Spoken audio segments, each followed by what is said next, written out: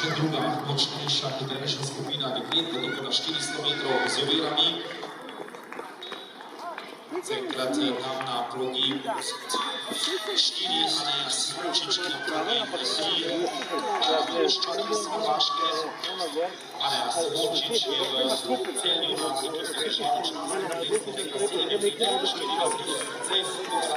Reče so, da v neki udaljavi nerazumljiv.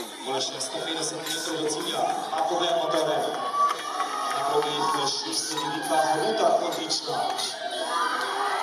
Pateža na 8 oviri. Anja Simočič, Vika Ruta, obi vrtitvi.